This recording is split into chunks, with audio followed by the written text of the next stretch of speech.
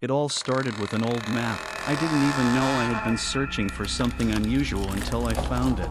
I remember how the rain hammered against the window as I sat in my dimly lit room, scrolling through an antique map website. I was in the middle of an obsession, diving deeper into cartography from centuries ago, looking for forgotten locations and lost cities. The maps had a peculiar pull to them. There was something strangely comforting in their aged creases, in their faded ink and brittle paper texture. They were windows to a past where things were different, where people lived in ways we could barely imagine today.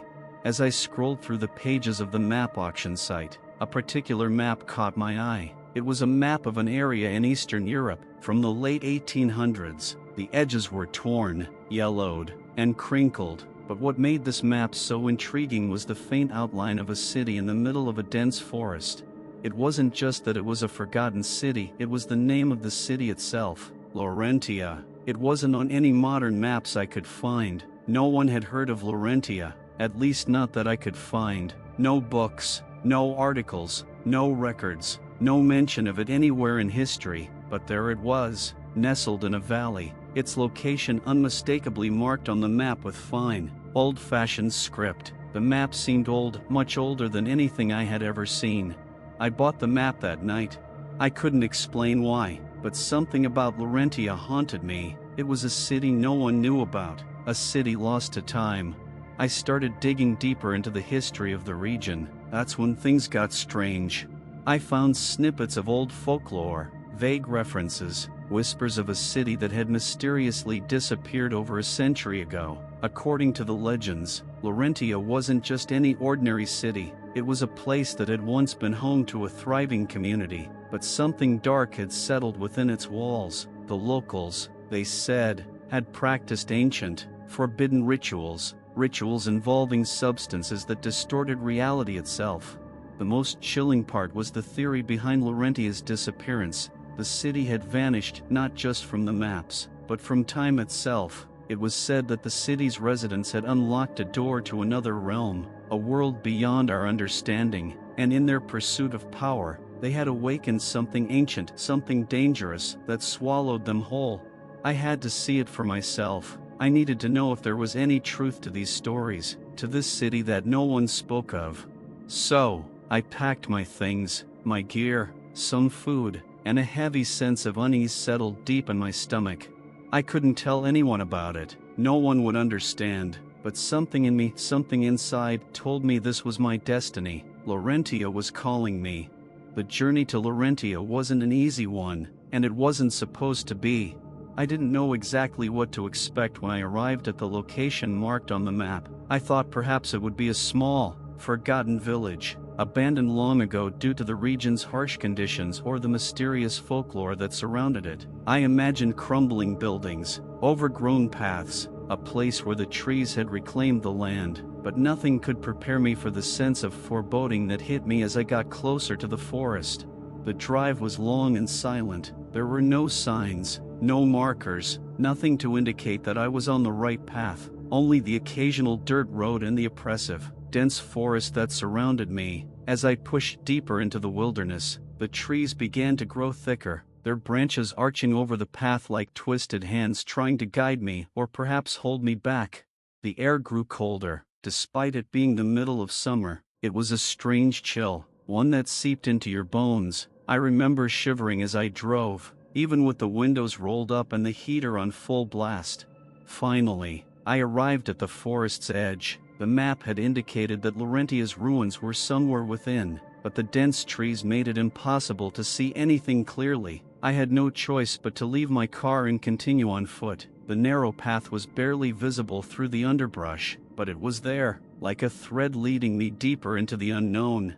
As I trekked further into the forest, I felt the weight of the silence pressing down on me. It was the kind of silence that made you question whether the world around you was truly empty. The only sounds were the distant calls of birds and the crunch of my boots on the forest floor. The deeper I went, the more it felt like something was watching me, just out of sight. Every now and then, I would glance over my shoulder, but I saw nothing but trees.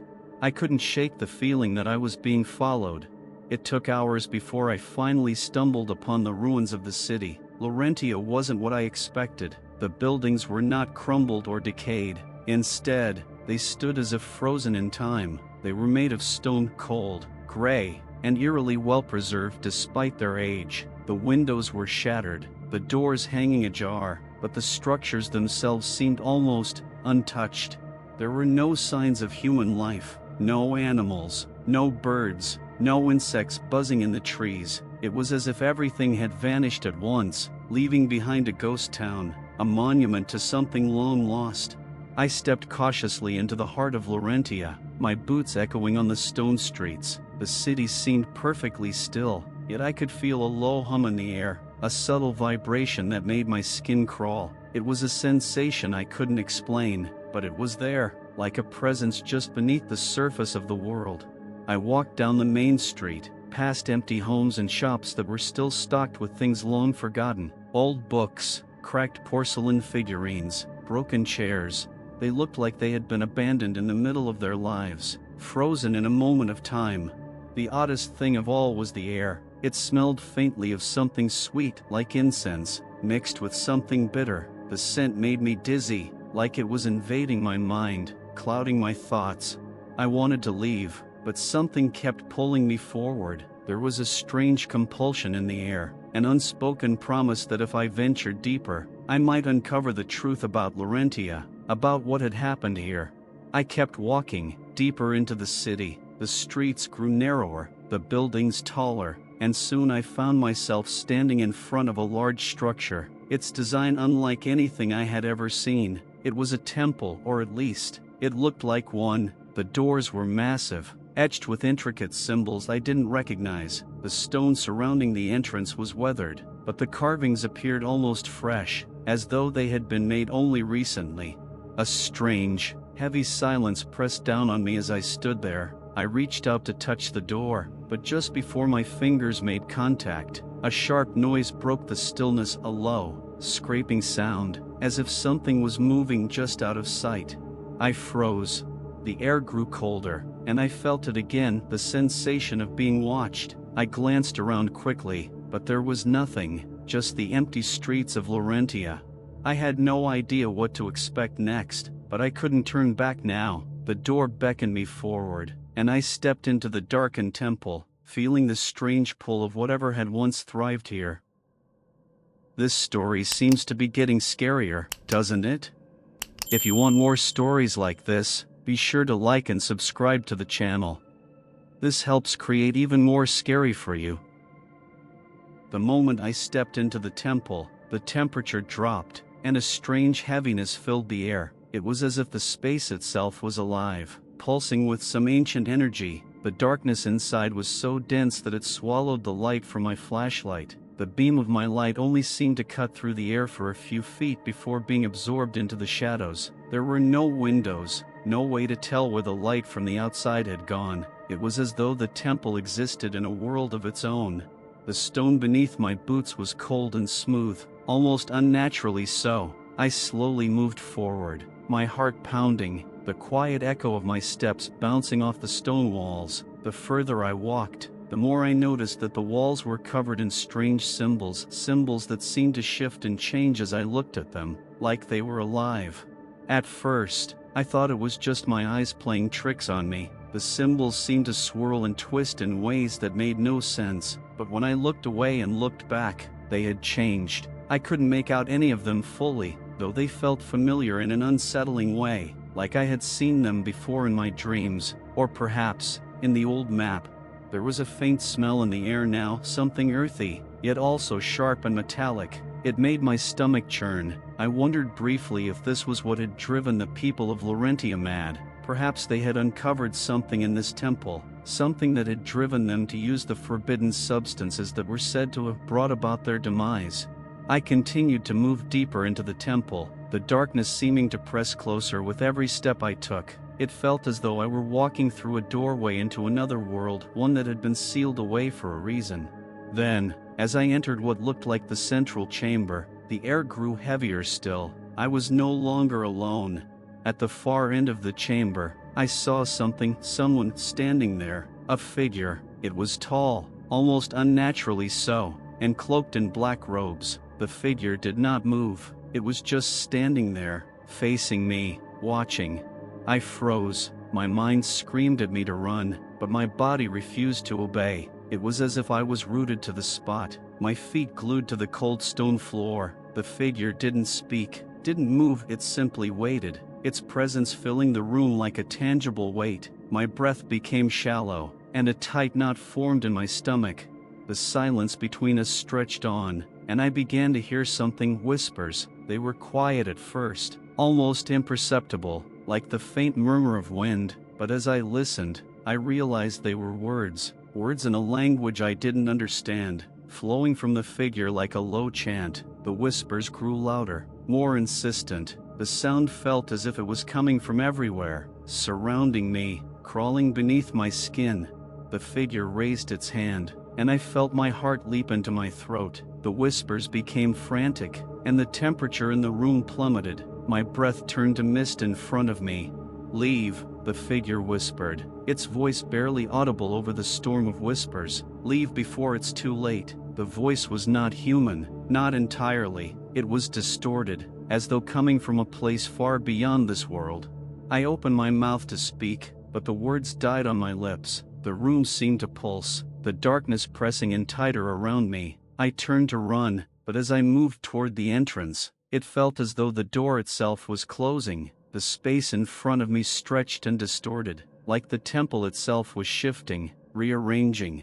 I turned back to the figure, but it was gone. The chamber was empty again, just the swirling, incomprehensible symbols on the walls, their shapes now flickering with an unnatural light. Panic surged through me, my breath quick and ragged. I stumbled backward, trying to make sense of what had just happened. The whispers were still there, louder now, echoing through the stone, but the figure was gone.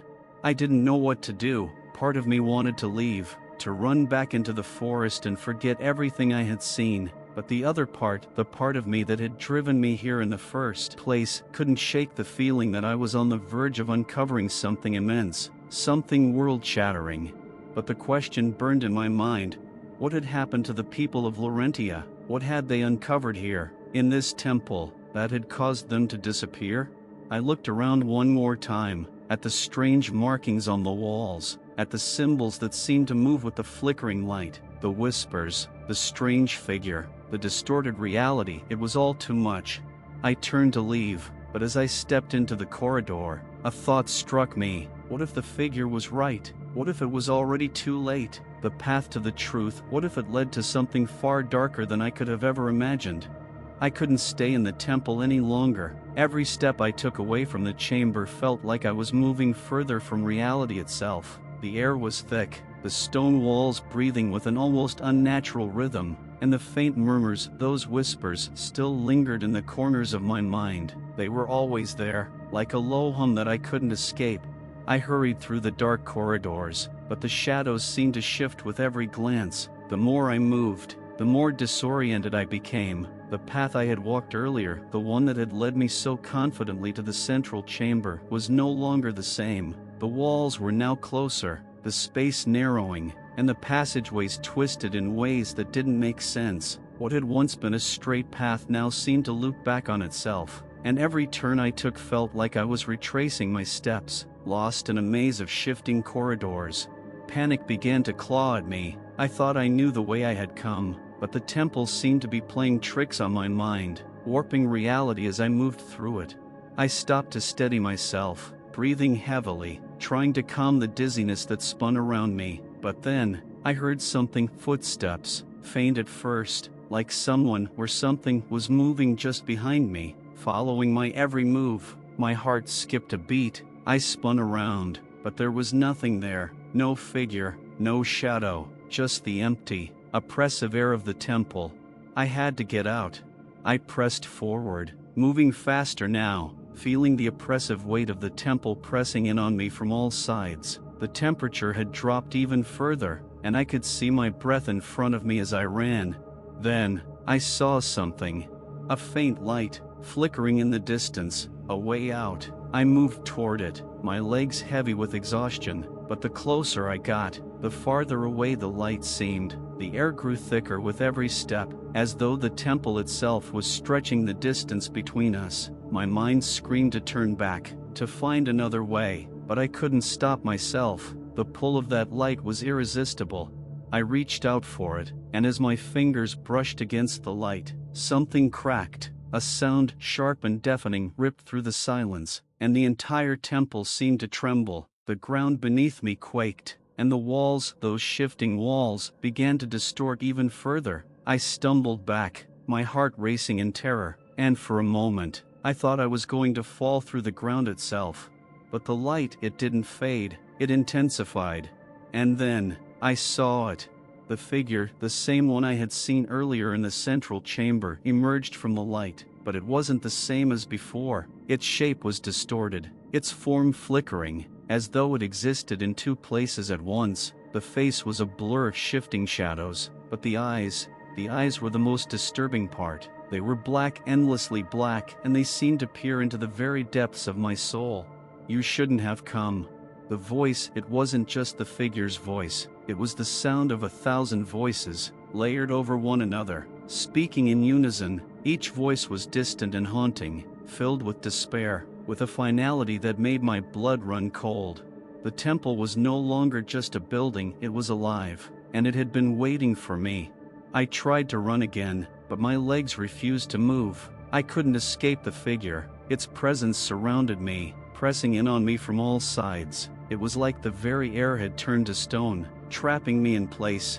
"You seek the truth." The voice was louder now, its whispers crashing in my ears. "But the truth is not what you think. You are not the first to seek it. Many have come before you." I struggled to speak, my throat dry, but no words came out. The air was thick with the weight of its presence, and I could feel the very fabric of reality beginning to tear. "The city is lost. The people are lost. You are lost." The figure took a step forward, its shape rippling like water. "And now, you will join them." It was then that I realized I wasn't just trapped in this temple, I was trapped in time. The walls shifted again, and I felt a deep, bone-chilling cold spread through me. I could feel the past, the present, and the future all blending together in that moment. I saw flashes, snippets of lives that had once been lived in Laurentia. The people, their faces twisted in agony, their bodies writhing in the aftermath of their forbidden rituals. I saw them, not as they had been in life, but as they were now, souls lost to time, unable to escape the fate they had sealed for themselves. The figure reached out, its hand like a black void. I tried to pull away, but it was too late. It felt as though the world itself was unraveling, collapsing in on itself. The past, the present, and the future all collided in an explosion of sound and light. And for a brief, terrifying moment, I saw it.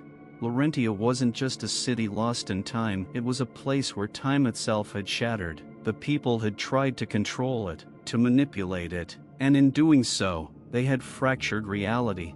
And now, it was my turn.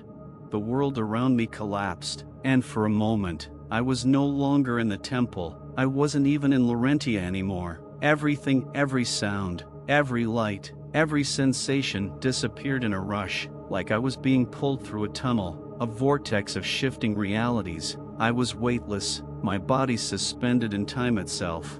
Then, as quickly as it had begun, the chaos stopped. I was standing once again in the heart of the temple, the light now dimmer, the air still and thick with something I couldn't name. My limbs were shaking, and my head felt as though it were spinning out of control, but there was no time to steady myself.